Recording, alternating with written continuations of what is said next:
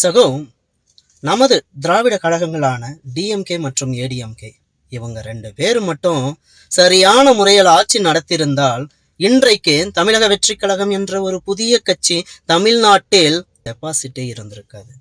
Joseph Vijay அவர்கள் still in silent mode. காவல்துறை உங்க கண்ட்ரோல்ல தானே பிரதர் இருக்குது. எங்களுக்கு சாரி வேண்டாம், நீதிதான் வேண்டும் என்று நீங்க தானே பிரதர் சொன்னீங்க. ஜோசப் விஜய். அஜித்குமார் லாக்அப் மரணத்தின் போது அன்றைய தமிழக முதல்வர், திராவிட முன்னேற்ற கழகத்தின் தலைவர் மு.க. ஸ்டாலின் அவர்கள் தார்மீகமாக மன்னிப்பு கேட்டார். நாங்க உங்களை சாரிலாம் கேட்க சொல்லல. நீங்க எவ்வளோ பெரிய இந்தியன் சூப்பர் ஸ்டார், அந்த லாக்அப் மரணத்துக்கு இமீடியட்டாக ஆக்ஷன் எடுங்கன்னு தான் சொல்றோம். இந்த 2 மாசத்துல மட்டுமே, ஜூன் ஜூலைல மட்டுமே சுமார் 4 லாக்அப் மரணங்கள்.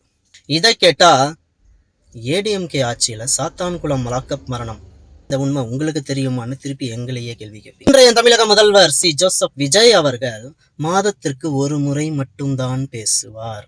அதுலயும் மேடையில கர்ஜிக்க அமைச்சர்கள் 2 பேர் மிக முக்கியமாக தேவை. திரு ராஜ்மோகன் மற்றும் ரமேஷ். இவர்கள் இருவரையும் பக்கத்திலேயே வச்சுப்பாரு. அங்க ஒரு சினிமேட்டிக் சர்ப்ரைஸ் கொடுப்பாரு பாருங்க.